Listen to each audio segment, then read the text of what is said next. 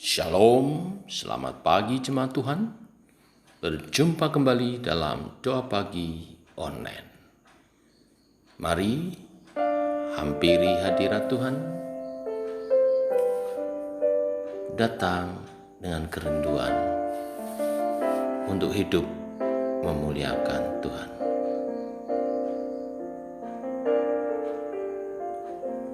Yesus, kau kebenaran yang menyelamatkanku. Kau memberikanku hidup dan pengharapan.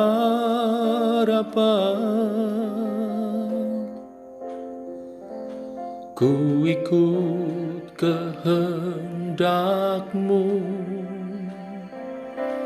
ku perlu anugerah-Mu. Ku nyatakan janjiku kepadamu.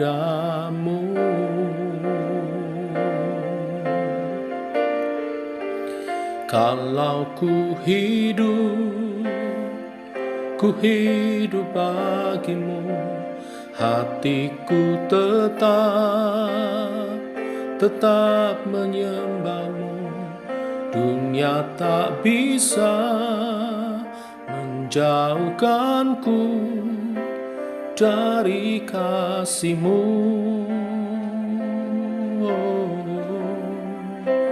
Selama ku hidup bagimu, mataku tetap memandang-Mu. Dunia tak bisa menjauhkanku dari kasih-Mu.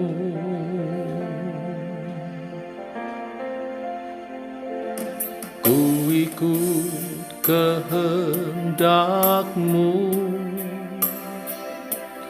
ku perlu anugerah-Mu. Ku nyatakan janjiku kepadamu.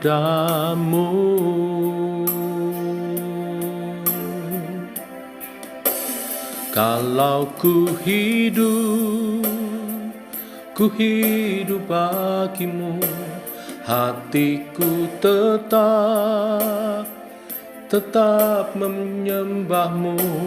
Dunia tak bisa menjauhkanku dari kasih-Mu.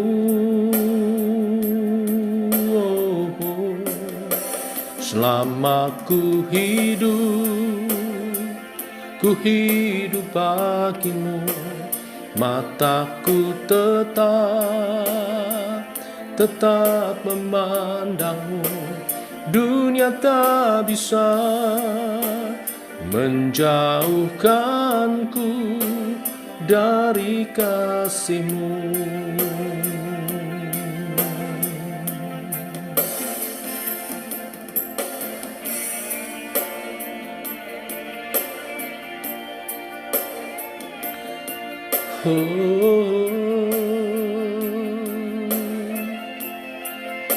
Ku mau hidup bagi-Mu Tuhan, seumur hidupku menyembah-Mu. Kalau ku hidup bagi-Mu, hatiku tetap menyembah-Mu. Dunia tak bisa menjauhkanku dari kasih-Mu.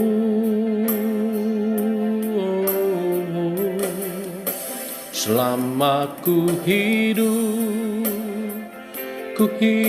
bagimu, mataku tetap memandangmu. Dunia tak bisa menjauhkanku dari kasih-Mu.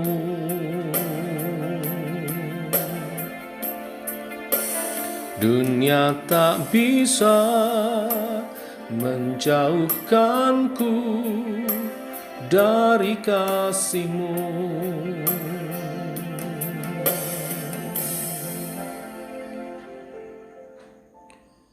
Biarlah pujian ini menjadi pengakuan iman kami untuk selalu setia kepada Tuhan seumur hidup kami sebagai penyembah-penyembah dalam roh dan kebenaran. Teguhkan oleh kebenaran firman Tuhan yang sebentar kami renungkan. Dalam nama Tuhan Yesus kami siap. Amin. Bapak Ibu, kita lanjutkan renungan firman Tuhan pada pagi hari ini. Lukas pasal 9 ayat 57 sampai 62. Judul perikop hal mengikut Yesus. Ketika Yesus dan murid-muridnya melanjutkan perjalanan mereka, berkatalah seorang di tengah jalan kepada Yesus, "Aku akan mengikut engkau, kemana saja engkau pergi." Yesus berkata kepadanya, "Serigala mempunyai liang dan burung mempunyai sarang, tetapi anak manusia tidak mempunyai tempat untuk meletakkan kepalanya." Lalu ia berkata kepada seorang lain, "Ikutlah aku."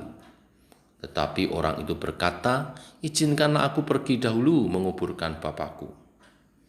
Tetapi Yesus berkata kepadanya, "Biarlah orang mati menguburkan orang mati, tetapi engkau pergilah dan beritakanlah kerajaan Allah di mana-mana." Dan seorang lain lagi berkata, "Aku akan mengikut engkau, Tuhan, tetapi izinkanlah aku pamitan dahulu dengan keluargaku." Tetapi Yesus berkata, "Setiap orang yang siap untuk membajak, tetapi menoleh ke belakang, tidak layak untuk kerajaan Allah." Bapak Ibu, saudara sekalian, perikop ini menjelaskan ada 3 orang yang berbeda yang menanggapi dalam hal mengikut Yesus. Kita akan bahas satu demi satu, tapi hari ini hanya orang pertama saja, lalu hari besok dan lusa orang kedua dan orang yang ketiga. Orang yang pertama ayat 57-58 saya kutip sekali lagi. Ketika Yesus dan murid-muridnya melanjutkan perjalanan mereka, berkatalah seorang di tengah jalan kepada Yesus, "Aku akan mengikut engkau kemana saja engkau pergi." Yesus berkata kepadanya, "Serigala mempunyai liang dan burung mempunyai sarang, tetapi anak manusia tidak mempunyai tempat untuk meletakkan kepalanya." Di dalam Injil Matius pasal 8 ayat 19-20, perikop yang paralel dengan ini, dikatakan bahwa orang ini adalah seorang ahli Taurat. Ya, demikian Matius 8 ayat 19-20. Lalu datanglah seorang ahli Taurat dan berkata kepadanya, "Guru, aku akan mengikut engkau kemana saja engkau pergi." Yesus berkata kepadanya, "Serigala mempunyai liang dan burung mempunyai sarang, tetapi anak manusia tidak mempunyai tempat untuk meletakkan kepalanya." Ahli Taurat ini ingin mengikut Yesus karena ia ingin mendapat keuntungan duniawi. Jadi ini bicara tentang motivasinya. Sebagai suatu kelompok ahli-ahli Taurat pada umumnya bersikap bermusuhan terhadap Yesus. Banyak ayat menjelaskan hal itu. Lebih lagi ahli-ahli Taurat sendiri adalah guru-guru, tetapi ahli Taurat ini mengaku Yesus sebagai gurunya dan menyebutnya demikian. Di sana ada sesuatu yang sangat menarik. Dia berkata, "Aku akan mengikut engkau kemana saja engkau pergi." Tetapi bagaimanapun, seperti yang jawaban Kristus tunjukkan, secara jelas maksud orang ini tidaklah sepenuhnya murni, karena latar belakang perkataannya, peristiwa ini dilatar belakangi dengan pelayanan Yesus sebelum-sebelumnya. Ahli Taurat ini melihat kumpulan orang banyak yang berbondong-bondong mengikut Yesus dan mujizat-mujizat yang Yesus buat dan gairah daripada pengikut-pengikut Yesus. Kelihatannya begitu bagus untuk dekat terlibat dengan Yesus karena ada sesuatu yang menguntungkan secara duniawi. Jadi ia ingin menjadi murid Kristus tetapi gagal untuk mengerti hal-hal yang terlibat dalam pemuritan. Bahwa menjadi murid Kristus itu berarti ada bagian penyangkalan diri, pengorbanan, pelayanan, bahkan juga penderitaan. Ini yang pertama. Yang kedua, orang pertama ini juga menunjukkan orang-orang yang begitu bersemangat untuk membuat janji dengan mudah, tetapi pada masa-masa kesukaran akan sulit untuk menepati janjinya itu. Atau boleh dikatakan orang ini ingin mengikut Kristus tetapi ya tidak lebih dahulu menghitung ongkosnya. Segera setelah ahli Taurat ini menyampaikan maksudnya, Yesus menjawabnya, serigala mempunyai liang dan burung mempunyai sarang, tetapi anak manusia tidak mempunyai tempat untuk meletakkan kepalanya. Seakan Yesus ingin menyampaikan bahwa sebelum engkau mengikut aku, pikirkanlah apa yang engkau sedang lakukan. Sebelum engkau mengikut aku, hitunglah ongkosnya.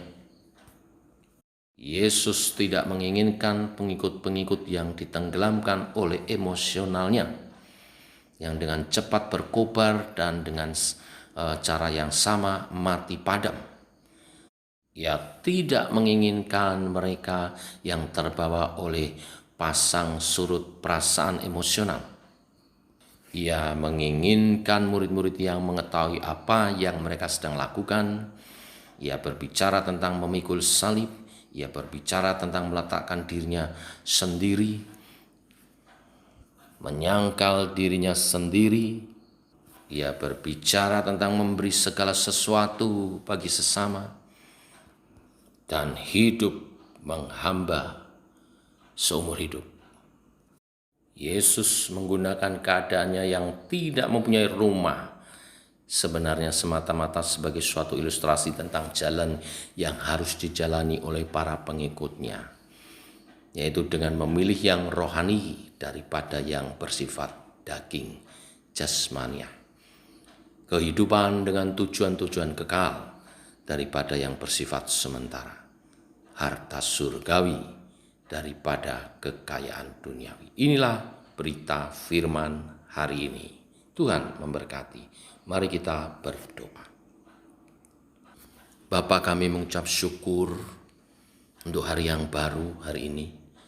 Kami bangun dalam keadaan sehat. Ini berkat anugerah-Mu. Dan firman-Mu memberkati kami. Engkau mengingatkan kepada kami motivasi dalam kami mengikut Tuhan.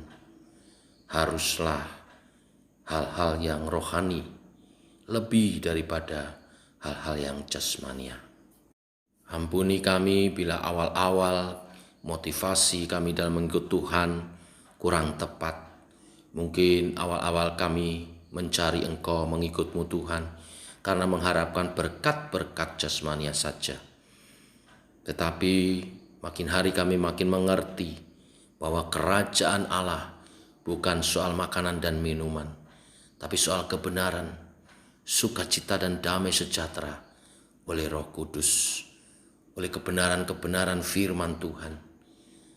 Kami percaya bila kami mencari kerajaan Allah dan kebenarannya, hal-hal jasmania pun Engkau tambahkan Tuhan. Tetapi bukan yang jasmania itu yang utama. Kami belajar terus untuk sesuai kehendak daripada Tuhan, sesuai kebenaran-kebenaran-Mu, mengutamakan hal-hal yang rohania. Bimbinglah kami Allah Roh Kudus, terus bimbing kami mengerti kebenaran-kebenaran-Mu, supaya kerajaan Allah dinyatakan melalui kehidupan kami, di bumi seperti di surga. Bapa dalam surga, kesempatan yang baik kami bawa dalam doa, pelayanan daripada gerejamu, dan juga hamba-hamba Tuhan dari gembala sidang, para majelis, staf rohaniwan, supaya kami hidup dalam kebenaran-Mu, mengejar pengurapan-Mu Tuhan, dan kami sehati sepikir dalam kami melayani satu pengurapan yang daripada Tuhan, supaya gereja Tuhan mendapat makanan rohani yang sehat, dan gereja diarahkan sesuai dengan kehendak-Mu Tuhan, visi yang Kau beri kepada hamba-hamba-Mu. Tolonglah kami, hamba-hamba Tuhan, menjalani hidup kami untuk menjadi teladan, tutur kata, perkataan, sikap, tingkah laku kami. Biar kami mencerminkan Kristus dengan firman-Nya. Allah Roh Kudus, tolonglah kami, supaya kami dapat memberi makanan rohani yang sehat kepada jemaat-Mu, dan kami mengarahkan mereka kepada panggilan kudus-Mu. Tidak ada yang sempurna di antara kami, tapi kami mau belajar mengikuti kehendak Tuhan, bukan kehendak kami, tapi kehendak-Mu Tuhan. Dalam kami memimpin gereja-Mu, mengarahkan umat-Mu, menyambut kedatangan Tuhan kedua kali. Kami juga berdoa untuk kegerakan misi yang secara khusus bulan Oktober ini dirayakan, diperingati oleh Sinode Gereja Isa Al-Masih. Biarlah setiap gereja Isa Al-Masih menjadi gereja yang misioner, yang mewartakan Injil keselamatan, memberitakan Injil, dan mengutus para misioneri. Kami menyerahkan setiap gereja Isa Al-Masih dan setiap umat Tuhan sebagai umat yang misioner, di mana Injil diberitakan, Tuhan mengawal dengan tanda-tanda dan mujizat, sehingga setan-setan dan kuasa kegelapan diusir, dikuasai, dan ditaklukkan, dan sakit penyakit disembuhkan. Orang-orang yang sakit disembuhkan, dan kelemahan-kelemahan dilenyapkan.